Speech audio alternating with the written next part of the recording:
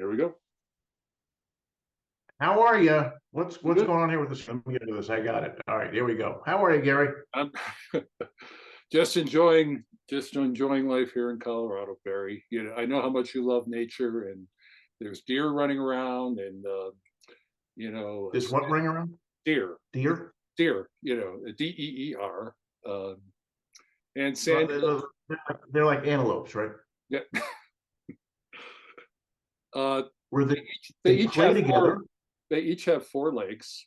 Um, uh, and sandhill cranes, and you know I know you just love that stuff, so Where the deer and the antelope play. I was paying attention. right, so, All and right. I would love for you and your lovely wife to come out and visit, but I think that I'm not sure how you would react to all the nature out here, but, Well, I'll just stay inside. mm, I'll look at the nature through your bay window. okay, fair enough. All right. I also want to, before we get started, I do want to say that I clearly have more hair than you. Right. I want to bring that up. Is that one of those Pope Catholic deals, or Yeah, that's exactly what it is. okay? All right. Well, thank I you for want to tell pointing you it my out to story. our listening and viewing audience. So I want to tell you my story. All please right. do. Yeah. So I was a comedian for a number of years, as you probably know. Right. Right? And I was working with a guy, a golfer, Mm. and he tells me the story that he went to Augusta. There was a couple of one-nighters in Augusta because back then, if you had a hotel and a lounge, you had a comedy club. This is like the late '80s, early '90s. Right. He plays this club in or around Augusta, and he meets this girl that he winds up spending the night with.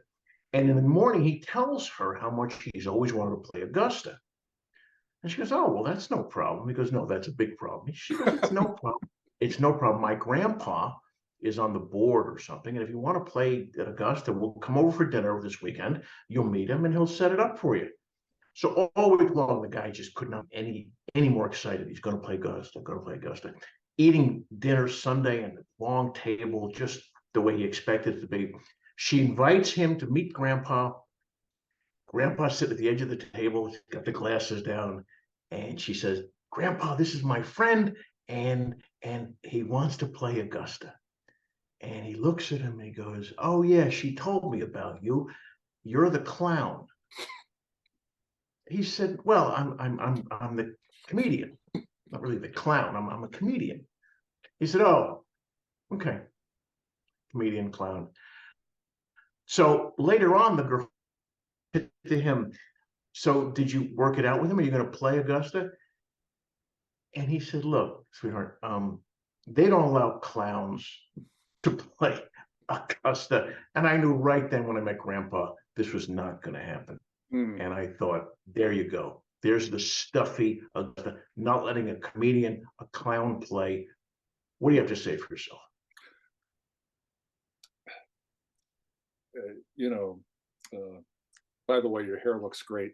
Uh, Doesn't it though? It's kind of a nice. It's wavy. It's not really plastered down. You wouldn't know that it was thinning. I mean, you would know that, but you wouldn't really know unless you. well, my dad actually did get to play Augusta back in 1960, 61, around that time frame. And much like your dad, the late great Jack Friedman, my father seldom let the truth get in the way of a good story. So uh, when he first played there, he came home from playing there, and he's very excited. He said, "Oh my goodness, what an experience!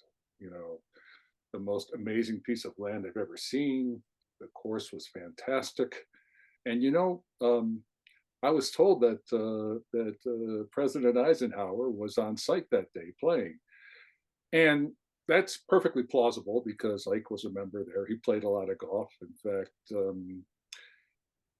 as much golf as the previous occupant of the White House used to play. Eisenhower actually probably played more golf than him while he was in office. Of course, he did serve 2 terms. Anyway, as the years went by, my father's story got a little more embellished. So the next time that about 10 years later, he'd tell the story and he'd say, well, I got to play at Augusta and it was a wonderful experience. And, President Eisenhower uh, was playing that day and he actually played through our group. And, I remember thinking to myself, geez, that's not exactly how I remember it, but okay. So then the years go by again. And it's, well, yeah, I got to play at Augusta. It was great, and General Eisenhower was playing that day. He played through our group and he stopped and introduced himself to us. And I told him that I actually served in World War II. And I was very proud to serve. And he said, he asked me, so Popovich, are you a Russian? And he says, well, I know some Russian. My father was sort of a Russian Ukrainian type. And he said, well, I'm meeting a Russian dignitary tonight, and it'd be great if you could tell me, how to greet this guy. And and my father says, well, sure, and he gives him the phrase and how to greet him and all this. And of course, as he's telling this story, I'm thinking to myself, it's pretty likely that Eisenhower probably met a Russian or two, during his time, either in the service or even when he was president. But it never got to the point. I will say, he passed away a few years ago. But I was thinking that the next time he told the story would have been, oh yeah, well, the president and I, we met up on the first tee, and Arnold Palmer and Gary Player happened to be there. And we chose sides. Played a match. Two down presses on each side, and we waxed them. See, like fishermen who lie about the size of the fish, Right. golfers lie too. Everybody lies. It's Oh, my favorite joke about two politicians. One, they're talking, and one says, "You're lying." He says, "Yeah, but let me finish." That's I want to read you something. All right, it's about golf. I want to read you something. Right, and we're going to get into the actual point here. Right, just stay with me here for a second. Mhm. I remember that it felt wrong, and I remember thinking that I had just walked into a sport that was exploding, and it was thanks to people I idolized. So I thought to myself, yeah, this is an unbelievable amount of money at the time they're offering, but there's a reason why they're offering it to me. They're going to take advantage of me and sort of use that propaganda base. I wasn't going to be the pawn in that whole thing. I took pride in that. It wasn't that difficult a decision. I don't need the money that bad yet. I think that was one of the better decisions I've made in my career. A lot of people over the years came up to me and thanked me for not going when I was offered to. $1 million at the time didn't seem like a lot, but it was to me. So I feel proud that I made that decision at the time. Had I done it, I don't think I would have changed. I don't think it would have changed the world one way or the other, but I'm proud I didn't do it. You know who that is? No. John McEnroe, talking about not going to South Africa to play an exhibition for $1 million against Bjorn Borg in the early 80s because he was against apartheid. Long way of saying, live. Guys like Mickelson went. Guys like McElroy didn't go. They all have millions and millions of dollars. Why does some go? Why didn't some go? Why did Mickelson go? Let's start there. Wow. Okay. So, for a really good in-depth look rather, as to into Mickelson's background and motives, and one of the best lines I ever heard about Mickelson, by the way, came from a book by Alan Shipnuck, who's a great golf writer and journalist, and a British journalist wanted to know what Mickelson was like, and so I think Ship arranged an interview between this British writer and Mickelson. And after the interview, and Shipnuck asked the British journalist, "Well, what did you think about Phil?" And he says, "Well, he's a phony, but he's a sincere phony." And um, so, with that in mind, uh, and we're going to talk about Phil, and we're going to talk about, and it sort of ties into other people who've gotten involved with Live. In Phil's case, um, his reasons for his public reasons for going to Live were that he felt that the PGA Tour was taking advantage of him, which is interesting, given the amount of money that he's made playing golf and through endorsements and what have you. He did, however, have a few points that were actually kind of valid. Probably the most the point that had the most validity to it is that the PGA uh, basically owns the rights to all of its broadcasts. And now you hear this on just about any sporting events that you watch. You always hear that disclaimer: this is a property of the NFL. Any reproduction, yada yada yada, is strictly prohibited. Phil's argument is that, well, shots that I've made that I'd like to use, um, for my benefit, to endorse something or to, advance, other financial opportunities, I'm unable to do so because the PGA owns it. Um, and this is kind of, similar to what's been going on in college athletics, and led to, things like college athletes now being able to, make money off of they call it NIL, and they're able to make money, from their own image. So this was one of the axes that Phil had to grind underneath the surface. And again, this comes out of reporting that Alan Shipnuck has done. Uh, for all the money that Phil's made over the years, he was actually in some financial difficulty, um, and primarily the difficulty came from gambling. Phil, Is that accurate? that is very accurate. In fact, there's another book that came out recently, and I am, sadly, I'm drawing a blank on the man's name, but he released a book.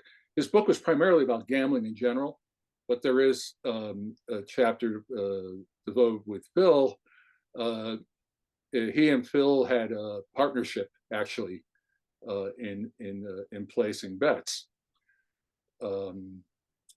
and if I'm to believe um, if I'm to believe the reports that I've read, and they come from reliable sources, Phil lost a lot of money gambling. He was also, coincidentally, involved in some kind of insider trading thing with this partner, and I am really sorry I can't remember the guy's name. I will get it back. I'll tag it on here somehow afterwards, because the interview with this guy was pretty fascinating. In any event, the gambling losses were enough where that Phil actually sold his private jet, not long before making his deal with Liv. So, and the other thing is that, well, let's put Phil aside for a second, because the more interesting aspects of how Liv came about really kind of come from above him. It comes from people with different motivations. And let's start with our friend Yasser from the Saudi PIF fund. Yasser actually went to the PGA Tour 5 or 6 years ago, wanting to invest in the PGA Tour. Wanted to be an investor, wanted that fund to be an investment partner with the PGA Tour. They were, in Jay Monahan at the time, the commissioner of the PGA Tour, said no, we're not interested in that. So Now, did they say that because the money was particularly dirty, dirtier than even the PGA? I mean, the rapaciousness of these major sport organizations. Let's calm down with their uh, sense of right and wrong. Was this just a difference in degree and not a difference in kind and not degree? that's a great question. And again, our friend Alan Shipnuck, sorry, is uh, and this is kind of a tangent, but it's an interesting one. He had a book in which he had done some really extensive reporting on how Live came about. It was set to be published in June, which, by the way, was when this Live slash PGA Tour framework was announced. He had to go back, had a delay. Simon Schuster was very happy about that. So he's had to go back and rewrite the final chapter of this. Now the book is due to come out in October, and God only knows what's going to happen in the next month or so, and he might have to write some more of it. But if I were to surmise, okay, it's one of two things. It could have been, yeah, we don't want to be involved with Saudi money, or the other thing is that the PGA Tour is technically a nonprofit organization, and there were probably some kind of legalities around the tour. The tour was not really into investments, I guess is probably the best way to put it. So it's either or maybe both. When you say it's nonprofit, though, I mean, Cadillac, Exxon, AT&T, all the sponsors. I mean, Sure. what is that Okay, if it's nonprofit? So every tour event does have a corporate sponsor, okay, and and that sponsor, their name is splashed all over the tournament. I for a time, a company I worked for, Computer Associates, which later became CA Technologies, sponsored a world, a pretty big deal tournament. It was a world golfing classic event. And so they get, the main thing for the for the corporations is that they get the hobnob with the golfers, they get their product out there. They have, they pay the, it's an investment for them to, in their company. Now, where the nonprofit thing comes in is that every tournament does have a designated charity. For example, in Memphis, it's always St. Jude. Okay. I'm not sure exactly what the charity is for the Waste Management Classic in Phoenix, but I know. Well, as you know, I lived in the Dallas Fort Worth area for a while and belonged to a club that sponsored the Byron, that was a site for Byron Nelson tournament. There's an organization there called the Salesmen's Club. About 300 guys running around in white shirts and red pants, who were all over the place during the tournament, directing traffic and what have you. And there are multiple charities involved with with that particular tournament. So that's where that's where the nonprofit aspect of it comes in. That's why they've been able to operate as a nonprofit. Why did Congress get involved in this when they had it? I mean, because it's so tough to agree with Ron Johnson about anything. But I think he even asked Senator Yeah, Ron Johnson. I think he even asked, "Why are we doing this? Why were they doing it?" right. Well, and you and I are of similar political stripe, but this was really the brainchild of Richard Blumenthal, Democratic senator from Connecticut. And having lived in that state for too many years, uh, the self righteousness of some politicians in New England can be a bit much. Uh, Barry, I mean, you've seen like there's been congressional investigations into steroid use in baseball, into the concussion issue with football. Um, Nothing of substance ever really comes out of these hearings other than a chance for politicians to bloviate. The one interesting aspect about the hearings on Live is that they actually did come out with a few interesting little tidbits. For example, um, from the PGA standpoint, one of their negotiating points was that they didn't want Greg Norman involved in anything going forward, which I actually kind of applauded. Uh, the other one is that Yasser, the, the PIF chairperson, as a condition, wanted a membership to Augusta National as part of the deal, um, which you know, Augusta National answers to no one, particularly someone from Saudi Arabia. So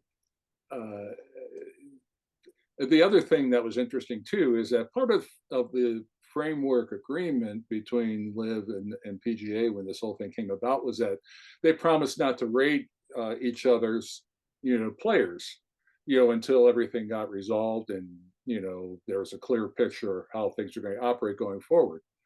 Well, the Department of Labor, or what is either the Department of Labor or Department of Justice, I forget which, came in and said, well, no, you can't do that. You're restraining trade if you do that. So that, that was probably like the one thing of substance that came out of all this. Do you remember I'm sure you do, the replacement players for the NFL? Yeah. And when they had the strike, and then some players started coming back, some professional athletes started coming back and playing in the replacement games before they settled. And I think a lot of people thought, well, you really don't need the league. You really don't need the structure. If you've got these star players playing again, that will attract people. And it didn't, because people really didn't want the structure. They didn't want the NFL. That meant something to people. When the players went to Live and left PGA still had the thing, still had the cachet. Right. Did players miss not being recognized as the best in the game because they left the one field where they would be considered that, or where they were competing to be that, and that the Live was sort of this exhibition, strange offshoot of what we all thought was the game of golf? Those of us who thought about it, which I'm not one of them, but I mean, people who cared about golf, Mhm. Was it tough to care about Live and the competition in Live? Speaking personally, yeah. I think I've said in the past that the presentation of Live on television looks like a bad video game from the 1980s. A combination of that and those major league scoreboards, that you see in stadiums and for baseball and football, that chant defense. Right.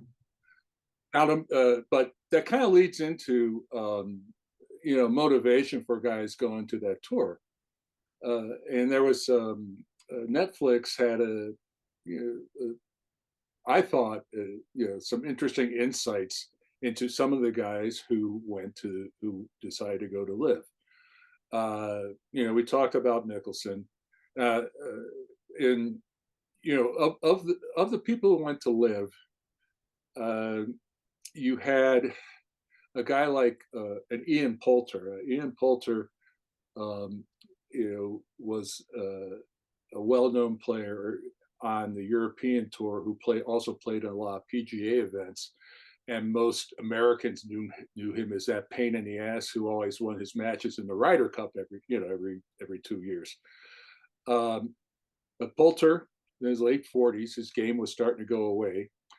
He has pretty high overhead, including a separate house that just houses automobiles that he owns. Uh, somebody comes in, you're going to get guaranteed money, to come over to live. Pretty attractive to a guy like that. And you see a number of players in that category, guys who are in their mid to late 40s, a guy like a Louis Oosthuizen, a guy like um, uh, Henrik Stenson or Graham McDowell, guys who could have waited to go to it's called the Champions Tour. It's the PGA Seniors Tour. It's now called the Champions Tour. Or Lee Westwood's another player. Uh, but, hey, come to live. 54-hole tournaments, lighter schedule of tournaments, and you're going to, you've got guaranteed money. So there's a story. I'm sorry. There's the parallel again, going to another sport that I know something about, of David Ortiz and Andy Pettitte, that when they were accused or he found to be doing steroids, the controversy sort of dropped. And the theory was it dropped because we like Ortiz and we liked Pettitte, and we didn't like Bonds, and we didn't like Clemens, and we didn't like Sosa, really. And so when it started affecting players we liked, it wasn't that big of a deal. What was the most likable player who went to live that surprised people because, oh, we wish he had? Mickelson was always a tough love. A lot of these guys were tough loves. But who was the most likable who went and we all went, ah, damn? Well, I'll give you the most likable and the guy who may have regretted the decision the most. So the most likable, I think, was a young player named Cameron Smith.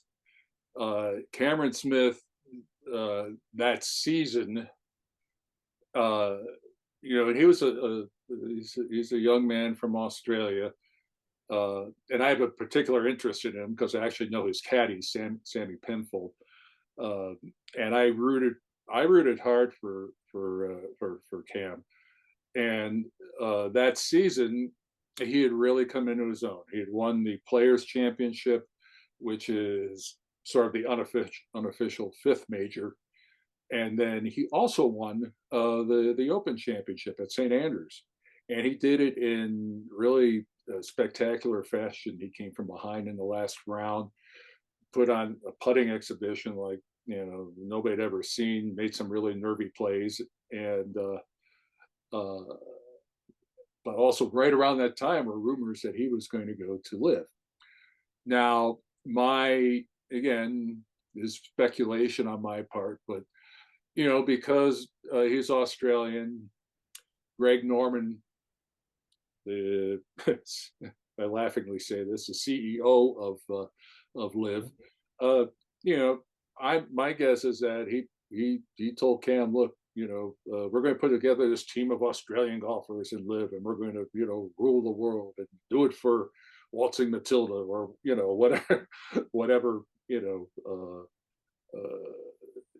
whatever he could appeal to Cam, and that one I think really kind of shook a lot of people because he was a rising, really, I really felt like he was the next rising star on tour. Now, the guy who probably regretted his decision the most was Brooks Koepka. And I say that because, Brooks Koepka, I don't know if you can say he was popular, but he was certainly, I'll just call him a notorious player on the PGA Tour. He's a guy who, in major tournaments, rose to the fore. He was not Tiger Woods intimidating, but he was a guy that was close in terms of when he teed it up at a major tournament. Yeah, God, Brooks, he's playing tough. Well, he got hurt, and he's had a history of injuries playing on tour. And in Netflix special, First Drive, I think it's called. Uh, they examine him, and for a guy who had a reputation as a cocky player, confident player, he was definitely at a crossroads. Probably the most compelling thing was that they filmed an interview, well, a conversation with him and his mother, and tough guys can open up to their mothers, and he really was expressing a lot of doubt about his future. So he went and he signed with Liv. Well, funny thing happened when he got to Liv. His knee healed. He got healthy. He came to the Masters. He finished tied for second. Ironically enough, with two other Liv players, Mickelson and Patrick Table for One Reed, and he and then he went and won the PGA Championship. In fact, and one of the other great ironies of professional golf, at one point, even though he wasn't playing on tour, he had enough points to qualify for the Ryder Cup team. And while he finished outside the top six, Zach Johnson actually made him a captain's pick. But anyway, point being is that some of the comments that he's made, he's I think had he not been injured, I don't think he would have gone to Liv. But he was concerned enough at the time that he felt like that was the right decision for him to make. Now, the Saudis didn't need to make money on that, right? But what kind of money was there to be made with Liv? I mean, did they get sponsorships? Well,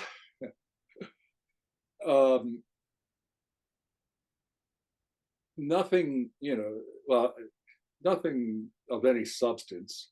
And I think you're aware of the the television deal that they made, where they made it with CW, in which they were, the Saudis were basically covering the broadcast costs, and I think they and CW would split the advertising revenue. Is the way that all worked. I mean, by any other measure, I mean, Liv, if you think of it, it would have been something like, the World Football League or the World Hockey Association, or any of these leagues that started up and, signed a few big names, but they couldn't sustain themselves because they didn't have any money.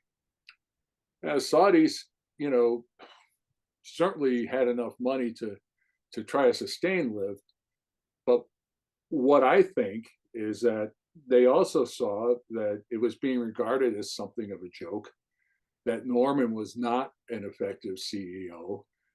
They weren't going to get the massive crossover of players that they thought they were going to get. And the interesting thing about how this talks about a merger came about, Yasser reached out.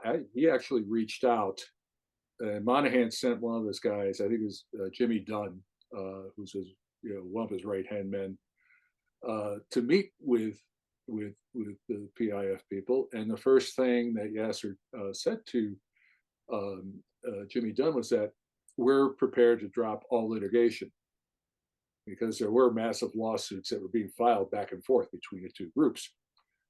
And with an opening salvo like that, see, the PGA's biggest fear in all this was that they were going to be involved with lawsuits, for extended period of time. And again, Saudis got lots of money. The PGA, could have been bled dry if this had continued. So that's, that was really a motivator in getting, these talks going.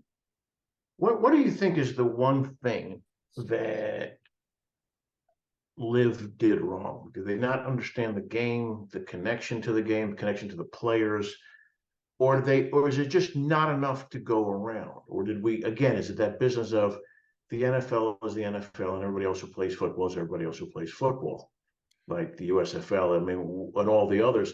And is it just room for one, and the PGA has it booked? I don't think.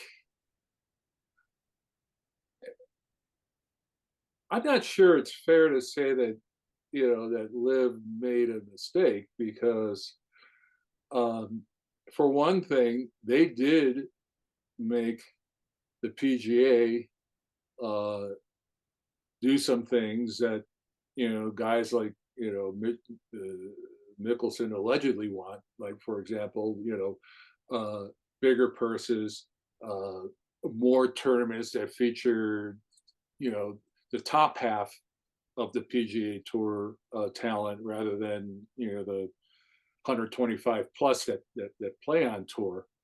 Um, if my thinking is that they were playing a long game to you know to get in on the PGA Tour in some fashion, and this is part of this framework agreement that's still still lacking a lot of detail, but uh, they were willing to give um, the PGA commissioner a lot of a lot of power. And one of the things that's most interesting are what they had to say about the future of Live. Number one, that uh, Monahan would have basically the power to determine the future of Live Golf uh, going forward. And number two, that uh, Live players who wanted to come back to the PGA Tour, there would be a quote pathway for them to get back to the PGA Tour, with the implication being that there may be some kind of penalty involved, uh, or probationary period, whatever you want to call it. See, the aspect, Barry, of this merger that it's kind of overlooked. Uh, the actual tour itself is probably not going to change that much uh, going forward. The piece of this that's interesting is this concept of what they're calling it NewCo, or a new company, very original name. But this is where the Saudis would really get involved. This would the PGA Tour would maintain its nonprofit status, but this third company would be a partnership between the tour and Saudi Arabia, the PIF fund, to get involved with investments. So, for example, let's say the PGA Tour decides it wants to buy Pebble Beach. The Saudis would have the right of first refusal to be involved in that investment. Chances are they wouldn't refuse, but this is where that money is really going to come in, and somehow, some way, and again, none of this has been worked out, to anybody's knowledge, at least. Somehow, the players on the tour would benefit from this. How that happens, I don't know. But there'd be some kind of partnership opportunity with the players, I guess, to be a part. What's the one story, the one golfer who transcends? Is there a golfer who transcends all of this? Is there a player? Is there an event? Is there a moment? If you think about all sports, I mean, Deion Sanders, for instance, transcended the first week of college football. Oh, It was that answer's obvious. He's his given first name is Eldrick, goes goes by Tiger, last name is Woods. So he's still the story. He's still yes, yes. And one of the more interesting items that's come about in the past month or so is that Tiger was named or put on the PGA Tour board which he had not been a part of before. And Tiger, Tiger was very, Tiger basically stands for everything that Liv doesn't. Okay, Tiger is very much a believer in the construct of, you know, golf. Golf is a meritocracy. You you get paid based on performance. Tournaments should have cuts. They should be 72 holes. He's very much a traditionalist in that matter. In that matter. He's John McEnroe in this. Yeah, yeah, he really is. And it's people who are kind of casual followers of golf, particularly in the sports media, when this merger was proposed, people, well, Tiger, he could have made $1 billion, go over, they were offering him all kinds of money. Well, Tiger has all kinds of money, even after his divorce, he still has a lot of money. Tiger doesn't need another $1 billion, and this is coming from somebody who's been, never been I've always recognized that Tiger is probably the greatest golfer ever played. I didn't particularly care for some of the stuff he did on the course, and I think there was, like a lot of great athletes, there's a certain arrogance about them that can be sometimes hard to swallow. But in this case, in my mind, he's 100% right, and I think that his inclusion on the board kind of sends a signal for the future of Liv. There's been other things, by the way, that's been happening on the Liv side. Is that several of their key officers, and again, names are escaping me right now, but I know, for example, the guy who sets up, who determines the fields, or the tournament sites rather for Liv tournaments, he's been let go or resigned, or however you want to put it. And by the way, there's another guy, there's another player in this who may, who's got an interest in this that, may not, come out on the good end of it, and that's Donald Trump. And again, a lot of Liv has just been driven by just disaffected people. Greg Norman always had an axe to grind with the PGA Tour. Donald Trump, he had bought the resort at Doral several years, number of years ago, and Doral had always been a tour stop on the PGA Tour. Then when he bought it, it became the PGA Tour stop at Trump Doral. Cadillac used to be the sponsor there. After their contract ran out, they did not renew the contract. They couldn't find a sponsor. The PGA Tour couldn't find a sponsor for Doral. And ironically enough, that tournament actually got moved to Mexico, one of Trump's favorite countries. So currently on the Liv Tour, I think there's three Trump courses that have hosted Liv events.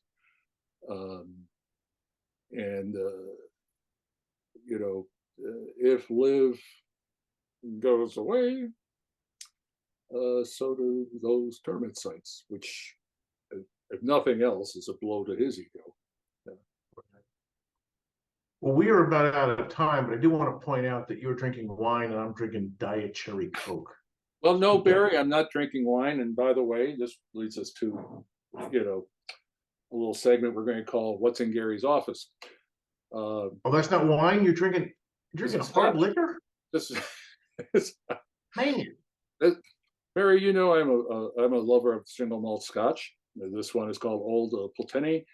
It comes from the town of Wick, which is one of the northernmost distilleries in Scotland. It is described as having a maritime flavor. That's so does the cherry Coke, by the way. It's, The maritime essence of the sea when I drink this. but yeah, there's one other. You mentioned this the last time we talked, and I did want to. Uh, Whoa, show and tell. 1 second here. What's in Gary's office? And this here is a photo taken back in 2012, and this is a group of us. We're standing on the rail that's in back of the 18th green of St. Andrews. This is quite a motley crew, as you can see. Um, but this fellow over here on the far part of your screen that I'm pointing at, right? Now, this photo doesn't really do it justice, but this fellow's name is Jeff. They call him the Hawk, and he bears a pretty good resemblance to Steve Carell. Right. So when we were in St. Andrews, we went out to dinner one night, and we thought it'd be fun to try to pass him off as Steve Carell. We get to our table, the waitress comes over, and I kind of whispered to her, I said, "Would you like Mr. Carell's autograph?" And she looks up, "Oh my," And Hawk, grabs her waitress pad, signs it, very celebrity like, "I'm doing you a favor, don't bother me," type of thing. Probably like what you do at your book signings. So yeah, yeah. So and I don't look like Steve Carell, which is interesting. Well, so anyway, she goes away, and then another waitress comes over to bring us our drinks, and I said, "Would you like Mr. Carell's autograph?" She goes, "That's not Steve Carell." I said, "What do you mean?" She says, "Well, for one thing, he parts his hair the other way." And I said, "Well, he's traveling incognito. He does, I'm doing you a favor." She says, "Well, the other thing is that he spelled his name wrong." So we were busted. But this is what happens when you send 8 guys on a golf trip to Scotland. Well, with that, Yes. we got a coffee maker too. No, that we have an air fryer, don't we? Over your left shoulder. And Scotty, Barry. What now? My my office is downstairs, my bedroom is downstairs, everything, bathroom is downstairs, the kitchen's upstairs. Sometimes I just don't feel like walking up there. But You never know, you're gonna want some like French fries. That Is what you're fries, we do fried chicken, throw some shrimp in there. I can't make pizza though, which is unfortunate because yes, it is. And that you have the printer right next to the air fryer, which I hear is very good for the yes, printer, the flying grease. yes, very much so, very much so. Well, till next time. Yeah, thanks for doing this, and my friends, Barry, very talented writer and author. He's written a number of books. His blog, Friedman of the Plains, is an excellent read. He covers the political media, writes some great stories, and I know he needs the money because he and his wife have been traveling all over the world all this year. They just got back from Norway, which it seems Melissa falls in love with every country that you visit. So it sounds like you're going to need a home in Iceland and one in Norway. And one in Portugal. What? Oh, yes, that's right, Portugal. So yeah, and don't forget your blog, My Life in a Golf Shirt, which I think you're wearing now. Yeah. Yes.